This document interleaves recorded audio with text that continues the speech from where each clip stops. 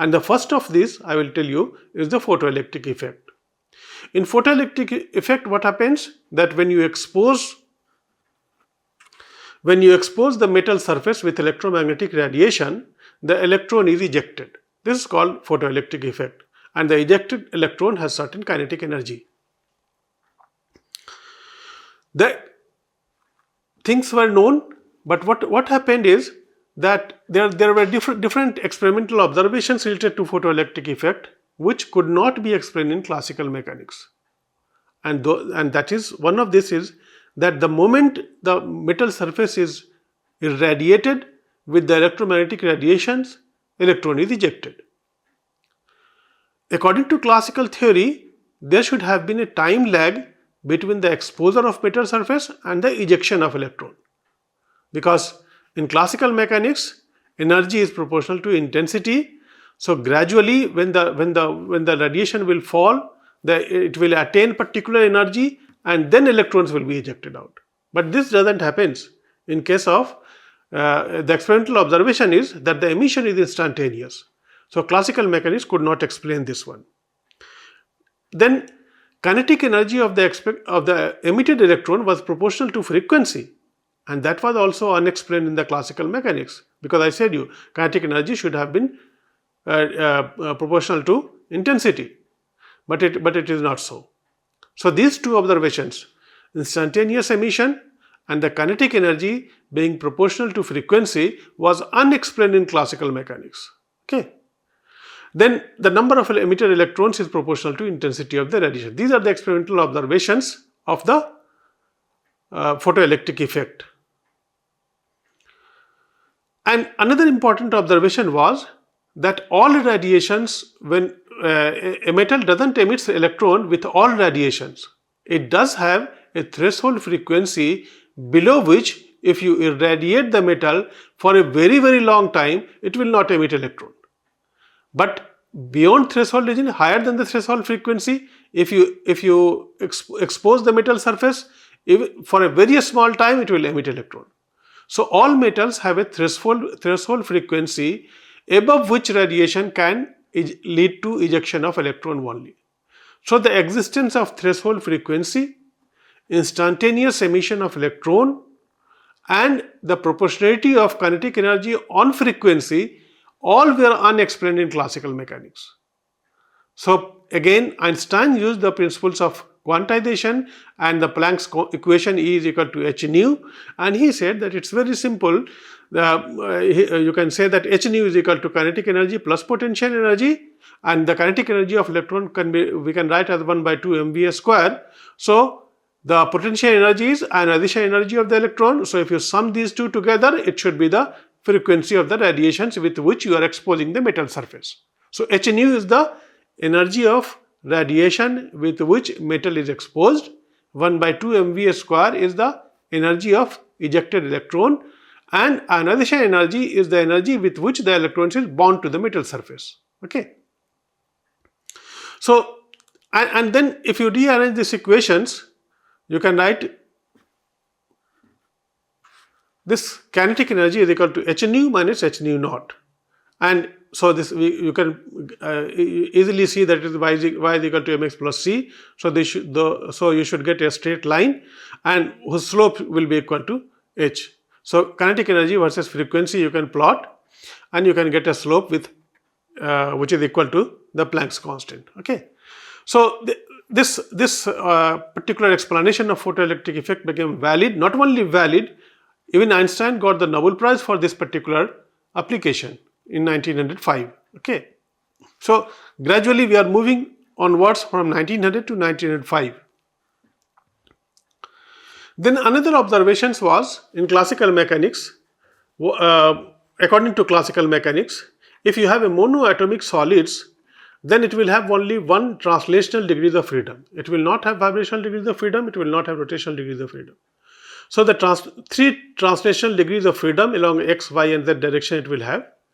And if we suppose that each of these vibration degrees of freedom is associated with an energy equal to the basic oscillator frequency kT, then we say that for one atom of a monoatomic sample, the energy is 3 kT. So for 1 mole it will be Na into 3 kT, Avogadro number, and if you multiply Na into 3 kT, K is R divided by Na.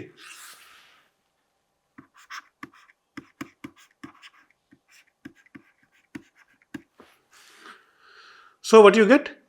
Energy becomes equal to 3 RT, and now R is a gas constant, T is the temperature. Okay. So the energy of monoatomic solids is dependent on temperature 3 RT. Now a specific heat at constant volume is given as del E divided by del V, del E divided by del T at constant V. So if you differentiate this 3 RT with respect to T, what do you get? You get 3 R, and R is universal gas constant, which is equal to 8.314 joule. So if you multiply it, you get 20 in between 24-25 joule. Okay. So this is called this was known, and this is called Dulong-Petit law.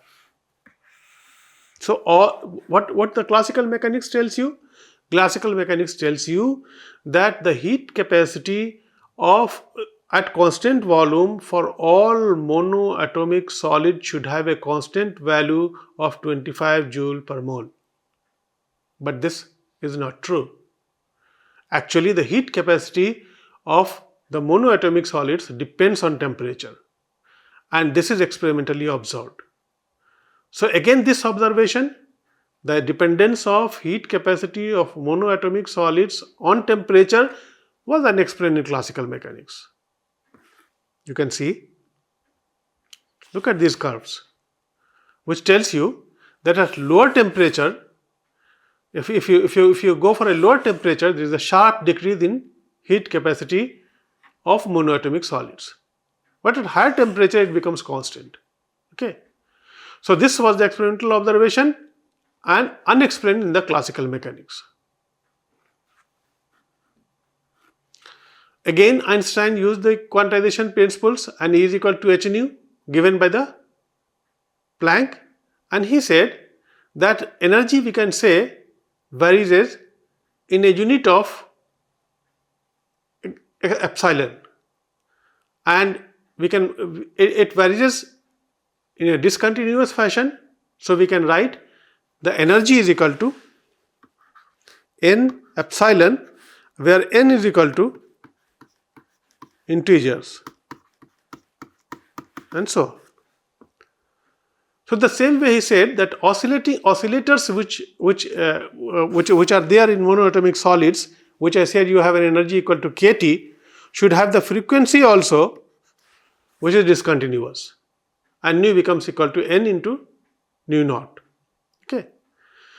So if you put, and then he proposed an equation that energy can be given as h nu naught divided by exponential h nu naught divided by kT minus 1. Okay. And for a 1 mole of gas, you multiply it by Avogadro number. Okay. So this 3 is for the 3 vibrational degrees of freedom, and you get the final equation, this one. This is called Einstein equation. Okay. And if you, this is the energy. So in order to get the CV value, what you do? Again, your CV is equal to del E divided by del T at constant V. So this becomes equal to Einstein equation. Okay. So this equation was capable of solving the issue. Let's see. What will be the limiting value? At low temperature, h nu naught divided by kT will be much greater than 1. And so what will happen? CV will be equal to h nu naught divided by kT will be much greater than 1. So you can neglect this one, and you have exponential h nu naught divided by kT square. Square is the term here. So only one term will remain. This will go, and you will have this one. Rest of the thing is same. 3 NaK h nu naught divided by kT square. Okay. So S2 naught divided by 3 nak, S2 naught divided by kt square exponential this one. Okay. Now look at this term. We have two terms where temperature is present. One is the exponential part and another is pre-exponential part. On decreasing temperature, what will happen? This part on decreasing the temperature will be very high. It's a negative value. So there will be a sharp decrease in the exponential term, but there will be an increase in the pre-exponential term also. So what happens that on decreasing the temperature, exponential factor decreases much faster than the corresponding increase in the pre-exponential factor. So we say that at low temperature, this part dominates.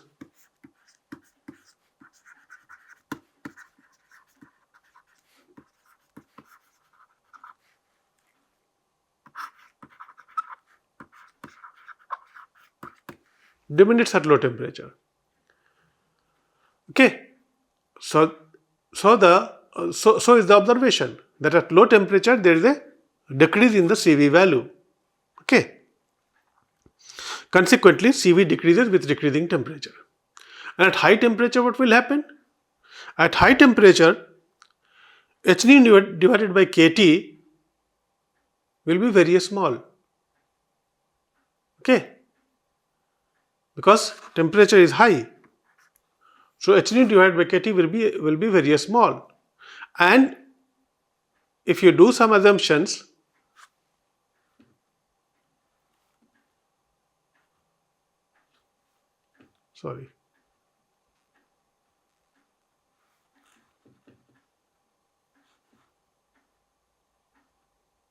Okay, so if you further solve this equation, what you find is at high temperature,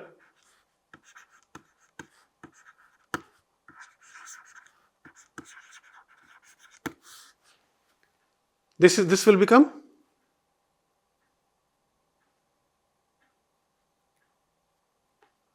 since this term is very small. So what I said you, e to the power x will be equal to 1 plus x square by 2. If you put these values, if you expand this term, finally what you get is CV is equal to 3 Na K and so 3R. The same value which is the classical value, that it has a constant heat capacity value. Okay. So this was also explained. Look at the success of Planck's hypothesis. It was able to explain the photoelectric effect. Through this photoelectric effect was explained, and through this the existence of temperature dependence of CV value of monoatomic solids was explained. Okay. Then again, for we chemist, another important thing was that the hydrogen spectrum was known, but explanation was not available. So around 1913, Bohr used the quantization principles and he gave Bohr's atomic model, with which all of you are familiar, but to refresh your memory, what did Bohr said? Bohr said that all orbits are not possible. What your textbook tells you, that Rutherford model fails miserably, because in Rutherford's what we say is that there is a nucleus at the center and the electron revolves around the nucleus in circular path. And then we say that since electron is a charged body, so an accelerating charged body should radiate energy, and therefore the electron will fall onto the nucleus and the Rutherford's model becomes unstable. And so you have been taught that the next model which came is the Bohr's model. Okay. So the issue with the Bohr's model was that the orbit around the nucleus was not stable. Okay, the circular path, concentric circular path which Rutherford talked about was not stable. So in order to counter this, what Bohr said is that all orbits are not possible. Only those orbits are possible whose angular momentum is integral multiple of h by 2 pi. Okay, and this was again the application of quantization. Okay, you look at this equation. angular momentum is the integral multiple of h by 2p. What does it tell? It tells you mass of the electron is constant. If you say, well, velocity of electron is also constant, r is the radius of the orbit, okay, then h is a constant, 2 pi is also a constant. So the only variable is on the left hand side is r, on the right hand side is n, and n could be either 1 or 2 or 3. So r also will be fixed depending upon the value of mv and h by 2 pi. Okay, if r1 is some value, r2 will be something different, r3 will be something different, but there will be no value possible between r1 and r2 because you do not have any n value between 1 and 2. N is integer, so it will be 1, 2, 3, 4. It cannot be all values from 1 to 2 or 2 to 3 or 2 to 4. So the moment you fix the value as an integer, you say that r1, r2, r3, all distance is a fixed distance, and in between no orbits is possible. No circular orbit is possible in between r1 and r2. Okay, that's an application of quantization. So that was the first postulates of Bohr's atomic model. Then what did Bohr said? Bohr said that as long as the electron remains in an orbit, it neither loses energy nor gains energy. Okay. In Rutherford's, you say that electron is a circular, is a negatively charged circular path, moving on a circular path. So the velocity is changing from time to time. It's an accelerated negative charge. An accelerated negative charge should emit radiation. Okay. But in case of Bohr's, what we say is that no, as long as the electron remains in an orbit, it neither loses energy nor gains energy. Okay. So this was the second postulate. Then he said that when the electron jumps from one energy level to another energy level, it can absorb energy, it can emit energy depending upon the energy of the final initial values. If the electron jumps from lower energy orbit to higher energy orbit, it will absorb energy, and if it jumps from higher energy orbit to lower energy orbit, it will emit radiation. Okay. So and the energy of the emitted radiation will be the difference of initial and final and initial energy levels. Okay. Then he said that in order to make it stable, he said that the electrostatic force of attraction between the electron and nucleus is balanced by centrifugal force. So it becomes E square by R square.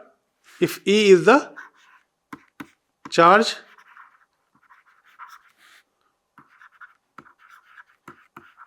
on electron and the same amount of charge is present on the nucleus also. We are talking about hydrogen atoms. Okay. I have knowingly not written 1 by 4 pi epsilon, that's permittivity constant, because to make it easier for you. Okay. So that constant is there in the force value, but we omitted it. Okay. So E square by R square becomes equal to mv square by R. mv square by R is the centrifugal force. Is the centrifugal force. Okay. So the centrifugal force balances the electrostatic force of attraction. With these models, with this model of Bohr's, we can find out the radius of each orbit of the hydrogen atom, and we can find out the energy of each orbit of the hydrogen atom. And if you look at these derivations, using mv square by R is equal to E square by R square and mvr is equal to nh by 2 pi, we can derive a relation for radius and energy. If you look at this, mv square by R is E square by R square, so what you can write? mv square you can write as E square by R, and then m square v square becomes equal to me square. So you have this relationship, m square v square. Using the next one, mvr is equal to nh by 2 pi, you can write mv is equal to nh by 2 pi r, and if you square the whole equation, you get n square h square divided by 4 pi s square r square. So both are mv square are m square v square, m square v square. You can equate the right hand side of both the equation and you can get n square h square divided by 4 pi square r square is equal to m e square divided by r. So for the radius you get a relationship. Radius is n square h square divided by 4 pi square m e square. Okay. If you look at these values, our radius of the nth orbit is n square h square divided by 4 pi square m e square, and when n is equal to 1, 2, 3, 4, where n is equal to 1, 2, 3, 4. If you put n is equal to 1, then R1 is equal to 0.529 angstrom. So this is a constant which you will come across with many times, Bohr's radius. And in quantum mechanics, there is given a symbol A naught, okay, 0.529 angstrom. So we can have this relationship for the other orbits, and tentatively R1 becomes equal to 0.529, certainly this is there, but the approximate value of R2 is 2 angstrom, R3 is 4.5 angstrom, and R4 is 8 angstrom. Okay. So these values of radius of the hydrogen atom one can find out from the Bohr's model. We can find out the value of energy also. Energy is a combination of kinetic energy and potential energy. So total energy is equal to kinetic energy plus potential energy. And from where the potential energy comes? Potential energy comes from the electrostatic force of attraction of electron and nucleus. That is, the force is E square by R square. So what is the potential energy? Potential energy is the work done in bringing the electron from infinity to the particular distance r inside the nucleus. Okay. So what you need to integrate this equation A square by R square from infinity to r. Okay. And the kinetic energy becomes equal to 1 by 2 mv square, and the potential energy comes out to be minus E square by r. So if you sum these two together, you get this one, 1 by 2 mv square plus within bracket minus E square by r. Okay. And what is mv square? Mv square, if you go to the previous slide, see this one.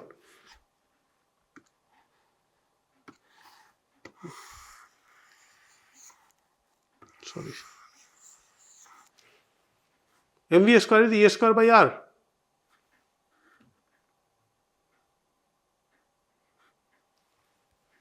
So mv square by E is equal to E square by r, and then energy becomes equal to this. So this you can write as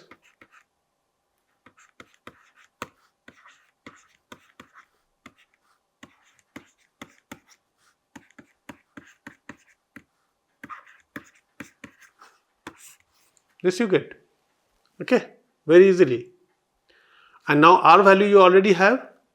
R value is known to you, it is 4 pi n square h square divided by 4 pi square m e raised to the power 4. So 1 by r will be inverse of that one, and if you inverse this one, you get this one. And finally what do you get is energy of nth orbit is this one. Okay, minus 13.6 electron volt divided by n square electron volt. So we can find out any value of the energy of any orbit of the hydrogen atom. And so if you look at these values, first energy value is minus 13.6 electron volt, second is minus 3.4 electron volt, third is minus 1.5 electron volt, fourth is 0.85 electron volt, then you have minus 0.54 electron volt. See, gradually what you are doing, if you go further, this value will reach to zero value, and zero value means you have gone away from the, if you look at the distance simultaneously, what was the first distance? It was 0.53 angstrom. What was the second distance? 2 angstrom. What was the third distance? 4.5 angstrom. What was the fourth distance? what you see is that as you go away from the nucleus, gradually the energy is approaching zero.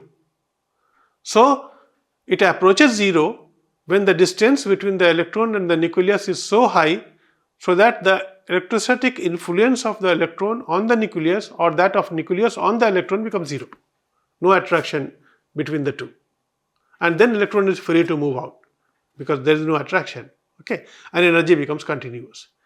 If you draw an energy level diagram, which I have drawn here, for n is equal to 1, n is equal to 2, n is equal to 3, n is equal to 4, n is equal to 5, and n is equal to 6, you see, in between these two, there is a gap of 10.2. So I have put a higher gap here. This delta E is around 10.2 electron volt. In many books, you will see a diagram where all these gaps are similar. It's not so.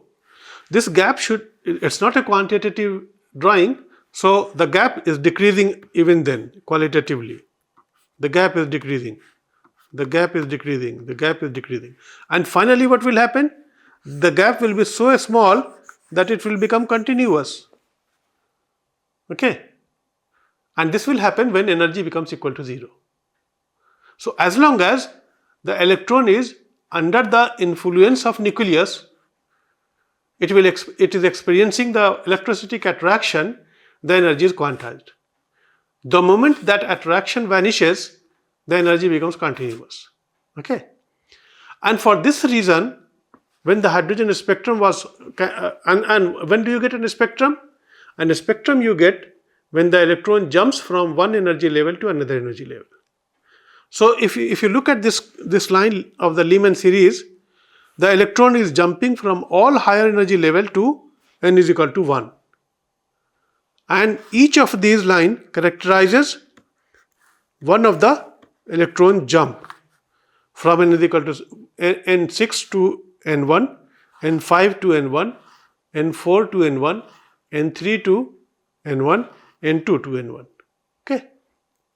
Same way for Bohr'S series, the electron jumps from high energy level to n is equal to 2. So n6 to n is equal to 2, n5 to n is equal to 2, n4 to n is equal to 2, and same way for Paston bracket and one series of lines. Okay. So this experiment, this is how the hydrogen atom spectrum is obtained. And if you want to calculate the energy, what is the energy? Energy, I said you, is the delta E is equal to E final minus E initial. So for Lyman series, E final is E1 and E initial is 6, 5, 4, 3, 2, etc. Okay. So if you put these values, what do you get? You can write this equation, and this is 1 by lambda is, you must be knowing, is the wave number. Since we are talking about a spectra, so wave number is important. Per cm in spectroscopy you must have done it. Okay. So what do you get here is this value outside the bracket, 2 pi square m e raised to the power 4 c h cube. Everything is constant. So I have given a new constant RH, not a new constant. This value was already known for explaining the hydrogen atom spectrum, but that was an arbitrary value, an empirical value. The explanation for this value was not known earlier, but the explanation for this value came from Bohr's model, that RH Rydberg constant. This is called Rydberg constant.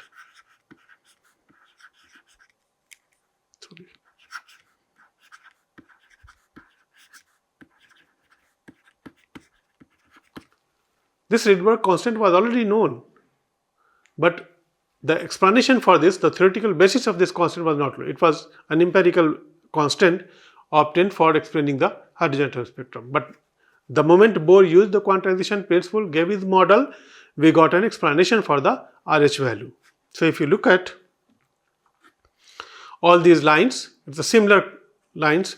Similar equations one can write for Lyman series, Bohr'S series, Pasten series, bracket series and Fund series. Using the same Rydberg constant, one can explain the hydrogen spectrum.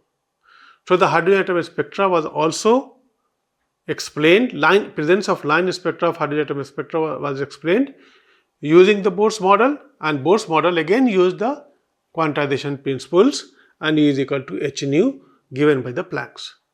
So gradually the hypothesis proposed by Plancks got established as it was able to explain several experimental observations of the time. Okay. Another explanation which it gave for was the explanation for Compton shift, which we will talk about later.